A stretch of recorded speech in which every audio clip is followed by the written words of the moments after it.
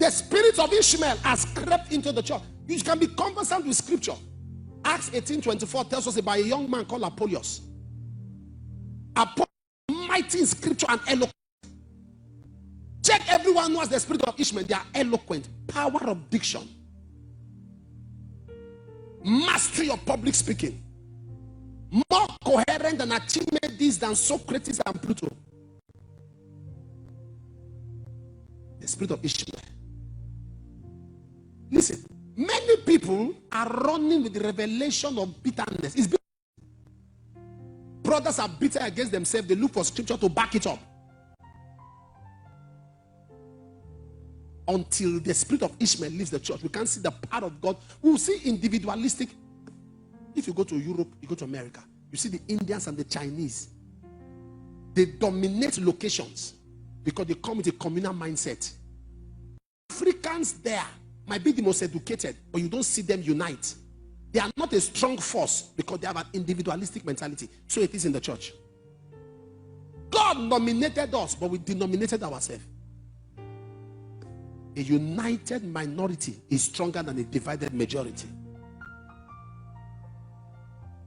Are you following what I'm saying? Look at that. You can be. Ahithophel was recruited into conspiracy from the pulpit. The guy, 2 Samuel 15:12, they recruited him from pulpit. They carried him from pulpit. He was offering sacrifices. And they came and they carried him from there. And he went to join Absalom. Why? Why was it easy for Absalom to conscript Ahithophel? It was very easy. Bitterness.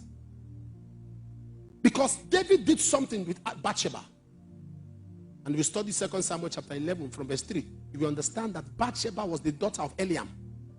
Who was Eliam? 2 Samuel 23:34. Eliam was the son of Ahithophel. So Bathsheba was the granddaughter of Ahithophel. And David was, and Bathsheba had proximity, and Ahithophel had proximity. So Ahithophel was David's counselor. When David did what he did with Bathsheba, who was Ahithophel's granddaughter, Ahithophel kept quiet. The bitterness was brewing. All he was looking for was a tag team. Somebody who would connive with him to strike David. Yet he stayed around David for long. Was brewing bitterness.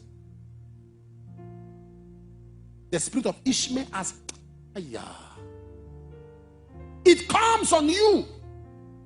When you see a man operate with the spirit of Ishmael fighting his brother, you say, you that this is right. We say, no.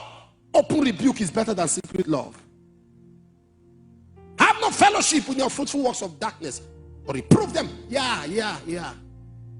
I repeat it. The proof of intimacy with God is brokenness. You can't even fight. You see, he was reviled and he reviled no back. No, we cannot be united. We can't come together. Some people must be separated. Yet in John 17, verse 11, he said that they may be one. Verse 22, that they may all be one. Whether the negative, whether the immature, that they may all be one. Let the wheat and the tares grow together until the day of harvest. Speak of unity. It's not because certain people are making any impact by fighting their brothers. No. It's because we know that the devil is using that as an agenda to stop a revival. All the people that have been attacked from the pulpit, has their ministry closed? Has it affected them? They're just making noise. But we know the devil has a bigger picture. There's something devil. Look at church today. Brothers and sisters in church that are not talking to themselves. No matter what the man of God preaches. No matter what the man of God preaches. There are people that will never relate. Spirit of Ishmael. Anytime you suddenly have this energy, let me tell you something. Some people who are speaking as though they heard from God, it's not God talking to them, it's bitterness. We must defend the sanctity of the gospel. Leave it. It's bitterness. There are things he has said that man that is not happy about. So he's bitter, but he's covering up with scriptures. Leave it. It's bitterness. Ask question. What has this man done? I heard. I was told. He won't tell you God said. Leave it.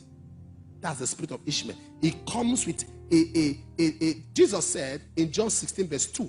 He said, even if they kill you, they will think they are doing God a service. They'll pull you out of the synagogues, that when they kill you, they'll say they are speaking for God. Sir, God is not behind division.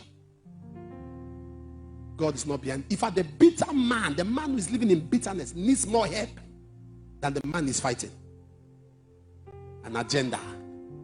The man who is living in bitterness, the spirit of Ishmael has possessed the church. It's in departments in church. You see choir, you see protocols, you see ushers, you see men, women. Everybody has this anger against leadership, anger against somebody, anger, and they have scriptural proofs and backups. See, when Elijah said, there shall not be rain nor dew, but according to my word, there were 7,000 prophets who were victims of that prophecy. Hunger visited them, but yet they never contradicted Elijah. One man said, he didn't consult 7,000 men. He said, no rain nor dew, but according to my word. There were prophets who were victims of that famine. Yet they say, a prophet has spoken. It's our duty to line up with him. How did I know? God said there are 7,000 prophets that have not bowed their knees to bow. So they were there, but they kept quiet. Today, a man and said there will not be. While he's still talking, somebody else will come and say, which God? That people can even say, God told me. People will question, say, which God told you? We are dealing with civilization. When you are fighting, the spirit of Ishmael is in tandem with Absalom. Absalom will first kill his brother before he kills his father. He will kill the Ammon before he goes for David. And David does nothing about it. I want us to pray all over the world. Lord, deliver the church from the spirit of Ishmael. This spirit that gives us so much energy that somebody can preach for 1 hour. He will spend 15 minutes on a man of God. 1 hour.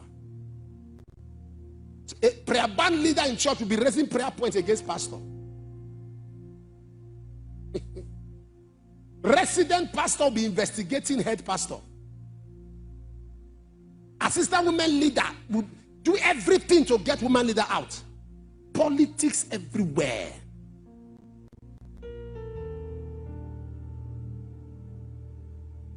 Even in homes, rebellion.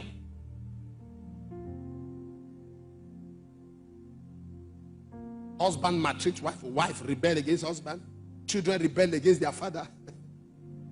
Listen, nobody has been more hurt than Jesus.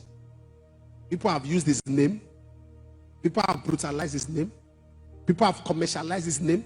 Yet, where 2 or 3 are gathered, he is still there. He has not left the church because the church has abused him. He is still there. If Jesus, that has been most abused, is still in church, why are you leaving church?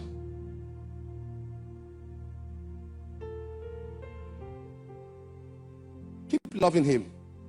And you are not loving him because things are good. You are loving him because he first loved you. 1 John 4 verse 19. That's why you love him. Romans 5 verse 8. God commended his love towards us, that while we are yet sinners, Christ died for us. John 13:1. He said, having loved his own that is in the world, he loved them unto the end. 1 John 3 verse 1. He said, what manner of love has the Father bestowed upon us, that we should be called the sons of God. In Jeremiah 31, he said, I've loved thee with an everlasting love. John 15:13. Greater love has no man than this, that a man should lay down his life for his friend. Oh Lord! I don't know about you, but I want to see power. I'm not satisfied. So God is saying, even if you go to the mountain now, fast 40 days, 100 days, the cloud, the heavens are thick. There's a dimension of rain that will never fall until the church become one. When somebody says, no, we cannot be one, that's not the Lord speaking. Because Jesus said that they may be one. Our talking of unity does not mean that we tolerate excesses. No. It means when we see excesses, our first thing is to pray for restoration. Anytime you see anybody who is erring, the first thing that goes into your spirit is how that person should be restored. Not to furtherly disconnect the person totally. Where aggression failed, affection gained.